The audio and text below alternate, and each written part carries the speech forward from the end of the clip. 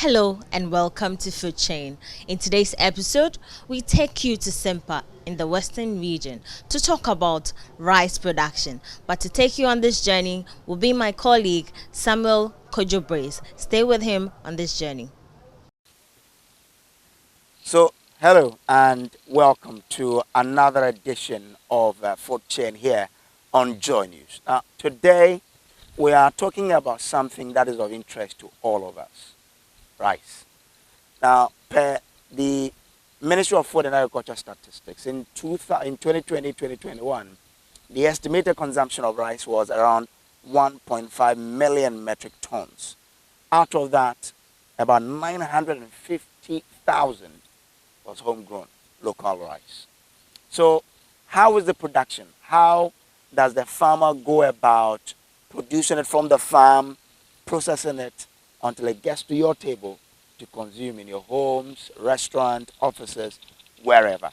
And what are the challenges that the Ghanaian rice farmer go through? What are the opportunities and the interventions that are there for them to increase production? Because like government is targeting, we need to become self-sufficient in terms of rice production because we have the right soil, the weather is there for us, and with irrigation like this farm does, we can grow rice all throughout the year. So today we are in Simpa. Simpa is in the Takwa Nswaye municipality of the Western region. And this is about a 30-acre rice farm belonging to Ken Farms. And he does irrigation, so he has the potential to practice or grow rice all year round. So we are here to talk to him to find out more about his activities, for you to understand how the rice you are eating possibly now processes it goes through to get to the final destination of you eating it. Stay with us on this edition of Food Chain. We have met the CEO of Kent Farms, Richard Addison, to have an interaction with, for us to understand, and you especially, to understand how the rice you eat in your homes is grown and processed here in Ghana. So Addison, Hello. thank you for agreeing to speak to us. Now, we want to understand the processes that you farmers go through. First of all, what inspired you to take into rice production? Well, everybody works for money, so it's all about money, really. If you look at how much Ghana imports rice, it's logical that we can also, plant and then make some of the money, because the country is importing more than 400 to 500 million dollars worth of rice every year. So if the Ghanaians are even taking 10% of that, at least it will go a long way to help the country. So we decided to go into rice farming. So the decision was to take advantage of the opportunity it presents. Of course. Okay. How has it been so far? It's been tasking. It's not easy. We've had help from the Agri Directorate. The district and regional Agri Directors have been fantastic. But then it's been a journey. We have to battle with illegal mining. We have to battle with labor shortage. But it's something we have to do. We have to grow our own food. So. Okay, so run us through the processes. What do you do as a rice farmer from the beginning? From the beginning is the land acquisition. That's one of the major things. If you get the land, so after getting the land, you basically have to till or plow the land. Till or plow the land, you have two options. You can direct plant or you can do broadcasting. We choose to broadcast, which is, by the way, it's not the most effective way of broadcasting because you waste a lot of seeds. Okay. But we do broadcast, and then after broadcasting, it depends on the area you are. You spray for weedicides, and then you wait after it shoots. When it shoots, after 14 days or so, you give your first application of fertilizer, and then after a month, you flood the place. And then the flooding is basically to take off the weeds, so you don't really need a lot of weedicides and pesticides. And you do what? You flood? Yes, you flood the plains. So as you can see, there's water. Wherever there's water, there are no weeds. Okay. So the reason why we flood the whole place is to keep the weeds down. Okay. So we don't need to spray it over and over again. So that's why we flood it. Okay. So when we flood and then it comes to the milk stage, then we do the bed scaring, which is the most difficult thing to do. So as when you came here earlier, you saw people shouting and throwing catapults. Yes, there are modern ways of doing it, but they're actually quite expensive. So you use the old traditional catapult and shouting, and some people use nets. But we have 55 acres here, so imagine if we bought net for 55 acres. So from there, when we do the bed scaring, I think a month after that, we get to this, and then we harvest. After harvesting, we dry to get good moisture content. We take it to the mill, we mill it, we bag it, and it comes to your table. Okay. So when you plant, Yeah. and then how many days does it take for it to get to maturity? It takes 3 months, 3 months. 3 months maximum, 3 months. So you add an extra month for drying. Okay. So within 4 months, you should be able to serve. Oh, 4 months. 4 months, yeah. And the rice is ready Yeah, to come ready, to my table. of course. Interesting. Well, a lot of us who love rice, initially or in time past, our taste was for foreign rice. How are you local rice people trying to get on? But even before we get that, what are the challenges that confront you, in trying to grow the rice? Well, let me just address one misconception. There's no local rice, then there's no foreign rice. Okay. Rice is rice. I mean, at the end of the day, the perfume rice we're eating from wherever it's coming from is the same variety we are growing. So there's no local rice. It's just the local part of it is grown and milled here. But as for the rice, it's the same thing. Our challenges, I mean, you're in Ghana. So it's more of price of fertilizer, labor. It's crazy. I mean, I paid about 17 people who've just taken my money and run away. And labor it's a problem. We need more land as well. We're not getting the land to expand. We need machinery, cheaper machinery to work with, and we're not getting that. So that's one of the major problems we have. Oh, okay. So you're not getting machinery, but government has been talking about the fact that we are setting up mechanization centers. You don't have any kind of support from that angle? The mechanization centers, yes. I mean, the district assemblies have their own little thing, but I think it's the access to it that's the problem. We don't have access to it. And a place like the Agric Engineering Office at Burma Camp, not a lot of people actually know it exists, but it's there. And even with subsidized machinery, it's still quite expensive. And unless you're a cooperative, you cannot actually get stuff on credit. But then for private businessman like myself, I mean, getting credit to get something from the government, I can't get it. Okay. What about land? Because land is one critical thing when we want to go into farming. Yeah. Land, how is that? Because land in Ghana, we don't know what we use the land for really. Because I mean, a land can be demarcated as farmland. By the time you go, somebody has built a mansion on it. So it becomes a problem. I think one of my chamber, the Ghana Chamber of Young Entrepreneurs, we are coming up with something called the Breafree Project, which will try to, get rid of all this land thing, where we are actually getting a secretariat to register lands, so that young people who want to go into farming can actually have easy access to land. So we're trying to work on things like that. But so it's still a problem. It is still a problem. I mean, I think the Planting for Food and Jobs, for example, is an amazing thing. But one of the reasons why we are not seeing the impact is the fact that there was no land.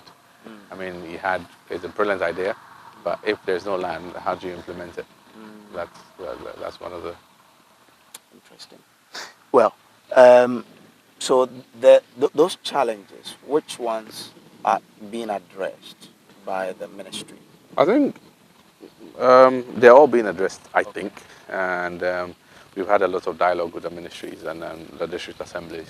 And as you know, priorities are not, it's more of how to stabilize the economy, the microeconomy, not really into the whole thing.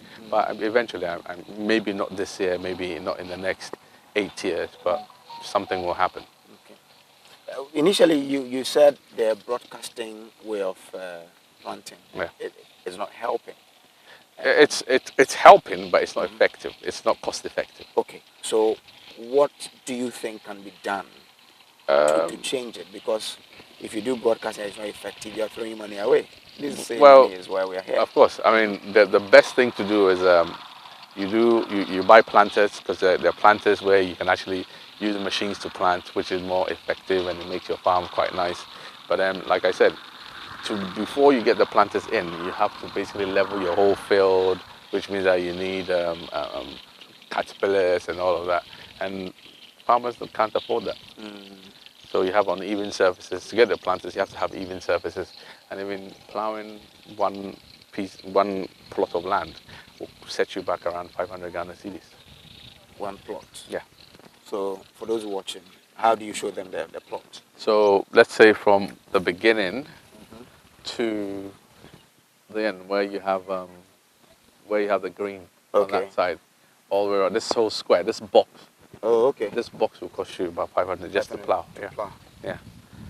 Well, and in terms of yield, I mean, when you spend all this money, you harvest, you're looking at breaking even and then to make profit. Of course. I mean, the market is good.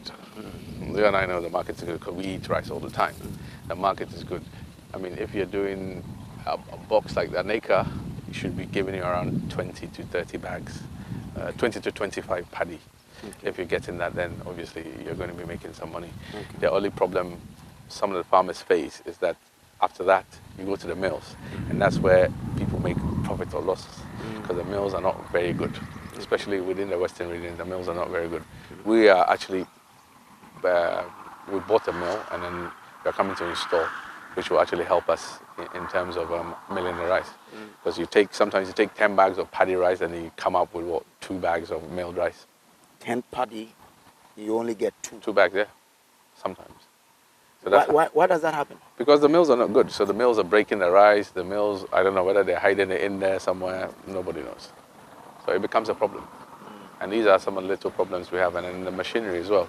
I mean, if government gives us grants to get, and then loans, cheap loans to get machinery, I'm sure we can compete with the rice that's coming from China or Indonesia or anywhere else. I remember when I was young, one challenge with the rice we grow in Ghana, I mean, you say it's not local, so we call it the Ghana rice, was the stones. How are you dealing with that aspect of I it? think Ghanaians will attest to the fact that stones now is not a problem when it comes to growing rice, because then now we have harvesters that do it. I mean, we have people with dryers. And then the mills we have, although they're not that great, they have these stoners, so you don't get a lot of stones in the rice. We're actually improving. It's not as bad as before, but we can do better. So now when I'm eating Ghana rice, the possibility of, getting The stones stone in my mouth is not as high as it used to be. I mean, the anticipation was good, so now you have a story, don't you? Interesting.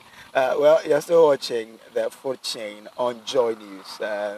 We're talking about Ghana rice that we grow in Ghana, and how the processes, that has to go through before it gets to us for us to eat. And we are in Takwa Simpa, in the Takwa Nsai municipality of the Western region, on the farms of Kent Farms here in Simpa. We're talking to the CEO himself, Richard Addison.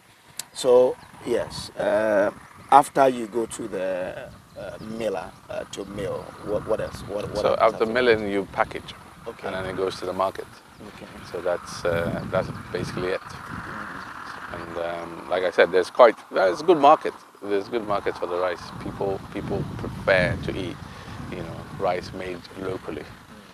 So You spoke also about one challenge of labor. yeah. How do we tackle? Because we know we're in a system, in an era where we have huge unemployment, rate. How do we tackle that? If you, a producer, say you're not getting labor, how do we add the two? It will be. I don't honestly. I don't know how to tackle the labor issue, because we've given people opportunities. I mean, the local community has opportunities, but they're not coming. They rather go and do small scale mining than actually come and work on the field. And I think on the labor front, people don't actually work to work, but then they work to get money. And the whole idea is about money. If they get their money, they are fine. So I don't know how we can address it. The only logical reason is just to get labor from other places, because currently the people who are working here are all the way from the Volta region, and we're in the western region, so you can imagine. So there's no way we can tackle it. I don't know, unless we have... There's Galamsey, so... Of course, unless you have a different crop of people coming from somewhere, there's no way you can So it means tackle you it. do labor importation? Yeah, labor importation. That's it? That's it. Oh, interesting. We have a lot of people who say they don't. But the thing is, if the monies they are being paid are not, measuring up to, is there no way we can go about it or? I mean, the one thing you need to realize is that whatever you're being paid has to do with the output. You understand? If I'm paying you 1,000 Ghana cedis and you come to work at 8 o'clock, by the time you come to work, the birds have actually consumed half the field. There's no point, is there? So now, if the output is good, obviously your salary will be good because I'll be making more money. So it's all about, give and take. Is the output and then what I give you. But if you come and then you're going to sit or sleep, then what's the point? I mean, with the bed scaring, for example, everybody takes 20 cedis a day. So imagine 55 acres, I have about, 30 people, and giving them 20 cedis every day for 30 days. That's quite a lot of money. So, if you look at your system, the one you've adopted on your farm, Yeah. is that the best, or there are other better methods you can? I mean, there are better ways, but more expensive and advanced ways. We are not there yet, so I mean, it's a gradual process. Before, we used to use power tillers. Now we're using tractors to plow the land.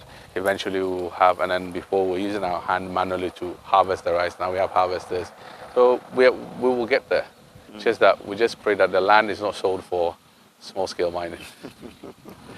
Why are they selling a lot of these lands for small-scale mining? The lands that we can use to. I mean, the land. If you go to the Shama district, for example, they gave loads of the lands for clay mining, and we're actually losing the inner valley lands for rice production. So let's just keep our fingers crossed. It means that's another problem. Oh yes, I mean, if you want to talk about all the problems in Ghana, Yeah, because if we are not getting the lands for rice and they are using it for clay mining, that's a huge problem. Of course, it's also a problem, and then we also have a problem of good quality seeds as well. Sometimes you buy seeds from the government, and then they're not that great, so you lose on that side as well, and then the cost of fertilizer and all of that, it becomes challenging. What about the taste of your rice? I think I hear people, on the market say, local rice, sometimes that it's not delicious and what have you. You are into it. How do you address that? Like I said, the same variety. It's just the way you cook it. Most of our meals don't have polishes. So if you realize, if you put rice locally grown in water, it becomes white. But if you put the one imported, you put it in water, you don't see the white. The white you see is the starch on the rice, really. That's why you don't use a lot of water to cook rice made in Ghana, because it's not polished, so there's a lot of starch on it. And then when you use a lot of water, it becomes sticky. So the best thing to do is just use very little water, and then you can make your jollof rice or whatever with it. Now, if we have good meals that has polishes, I'm sure we can get that done. We are in the rains today, so pardon us for the quality, but the rains are really dealing with us. Well, yes, we'll still do it. So, Mr. Addis, what would be your advice to both consumers of Ghana rice and to people who would want to come into the business? To people who want to come into the business, I think you should come in, but you have to be very brave. You have to be on the farm at least 3 or 4 times in a week to see what is going on. And then it's quite lucrative as well. To the local people, what I want to say is, and to Ghanaians in general, if you do not buy Ghana rice, we won't make the money and we cannot expand our business. We cannot buy the equipment and the machinery to make rice to your satisfaction. So the more you buy, the more money we get, and then the better equipped we can be. So I'll just say, buy it and then let's work. Thank you. Well, we also have the MOFA director of the Takwa Nswaye municipality here. You know the rice production capacity of your municipality. How is it like, if you can help us understand? Yeah, sure. We're getting a very good job. Here, when we started here, we were having 3.2. But in Takwa, in general, our average yield was 2.8. But it has now shot up. Here alone, Simpa alone was last year, the last season production, we had 4.3. 4.3 what? 4.3 metric tons. Okay. 4.3 metric tons per acre. That's what I'm talking about. Okay, per acre. Per acre. Okay. Yeah. So, and the production is going up due to the way they are, cultivating activities going on, adhering to agronomic practices and all those things. And so we are not having challenge with the yield. So for the yield, it is good. And you talk about what goes into it, so that they will be getting all type of those yield. Yeah, everything is in a genuine form. The CEO makes sure that his farmers and all those workers are on the ground working using all those agronomic practices, just as I made mention of. So it's making the yield to come up. Aside Simpa, the whole municipality, how's it like? Yes, we have a lot of valleys where rice production is also going on. The agric extension officers are also doing well in those operational areas.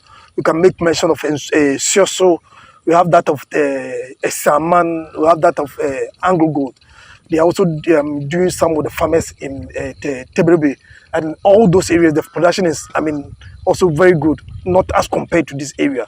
The most closest is the Anglo Gold Ashanti, where they are also having farmers where the extension officers are also doing good, and they are, asking the farmers to go by what they're supposed to do when we talk about rice production. So, when we talk about production, when municipality, it is very good as at now. But how are you addressing the challenges confronting rice farmers in your municipality? Just let me say this: addressing it is a little bit a dicey issue. When I say it's a dicey issue, most of the youth that will get them into rice production, they all want fast and quick money. So you mean what I'm talking about? They will do otherwise the illegal mining, which will give them the fast connection to get money. But when you are bringing them into the rice field, where the money would delay, and as compared to what they were going to get from the illegal field, you know it is not as compared to that. So our challenge is how to get hired hands, laborers to work on the field. That is our bigger challenge. Aside that, the rest, I believe we are managing them. We talk about any type of challenge, transporting, we are linking the farmers to marketing, we are linking them to aggregators, and all the actors along the value chain. We are making sure that we'll link them. So that is not of a big challenge. But the bigger challenge that we are having is labor. What are you going to get on the field? Those who are going to help the cultivating, harvesting, and all those things, we are not getting them. And when even they come, they see the money and it's a peanut for them, so they leave. And that is one of the areas that we are still trying to encourage. We want to sensitize the youth. We are on air anytime we go to air. We talked about it. The risk in the illegal mining as compared to working on the field with a peace of mind as if there's nothing going to happen. But what you mean on that field, illegal area? You know what it is. Yeah, I don't want to make it mention of it. But that is not helping, isn't it? You are not winning with that education, are you? We are not winning simply because we can't pay as somebody who is supposed to work on the illegal mining field supposed to pay. If somebody is paid, let's say one day, he's supposed to pay a high labor, is supposed to be paid 100 Ghana cedis, and he goes there, he's going to get 10 times what he's supposed to get on this field. So look at the challenge, the difference. That is making us. Okay. So I believe there should be a policy, a total policy that should be enacted to stop illegal mining. Anyway, they've also spoken about, Richard Addison spoke to us about machinery. They have challenges in that area. What is the directorate doing to help solve that, or ministry in general? It is good that he made mention of it, and it is one of the things that they have linked with the agriculture extension, agriculture engineering department, national. I talked to their national director. He told me we should link to the regional Department of Agriculture so that we're able to get an AMSEC established in Tekwanswahim here. So we are working towards it. we met in a meeting. I personally talked to him about it, and he was interested.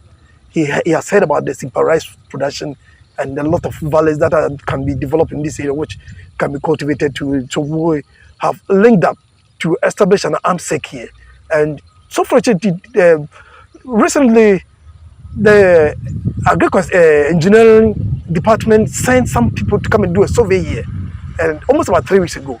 So they came here, saw what is happening here, and the valleys that need to be developed. So they were interested. They were so much happy that they came. So I believe they themselves will also go and report so that we're able to get machines here to work, especially with tractor, tiller, the harvesters, and all those things that we can get to help in increasing rice production in Takwan. So finally, if you see what we are doing in Takwan and by extension Western region, are we getting close to being self-sufficient in terms of rice production, or how close are we? Yes. In fact, with all this thing in place, for now we are not self-sufficient, though we are in a deficit area. When the last time I drew my food balance sheet, I saw that we're in a deficit, but it is not that much. But when all these things are put in place, all things being equal, rice production in Takwa can go up, and we even can supply rice in for the whole nation. I believe in when all those valleys are being cultivated with the help of these machineries, I'm going to increase rice in Takwa Western region, Western North, Ashanti region. I mean, all the regions will come and be buying rice from here. We want to place a challenge to all other regions so that we also come into play. So we are encouraging mechanization to help us increase our production by getting us the necessary implements for us to work on all those valleys that we are having. We are having almost about 110 valleys which have not been developed. Okay. It is only this place that has been developed, and the rest is manual that they are using to develop the place to cultivate rice. As you heard, the rice you eat in your homes, in restaurants, everywhere, your favorite places, begin on the farm like this. And then it is harvested by that harvester, sent to the miller to be milled, and then it's packaged for you. So this is the chain it travels along. The farmer will grow and harvest it. The person with the milling machine will mill it. And then if the farmer is not the one packaging, another company or individual will go and buy and package for you. Now, when he or she packages, another person will go and buy it and supply to you. And the supplier will take it to the market, where the market seller will also sell it to you. So that's how the chain, develops. That has been it. How you now know how the rice is grown and brought to your table. So from the farm to your homes. My name is Samuel Kojo Brace. At another time, we'll bring you another edition of Food Chain here on Joy News. Enjoy your day. I hope you enjoyed your trip to Simpa to learn about rice production in that region. My name is Emma Davis, your host for Food Chain. Catch us same time next week.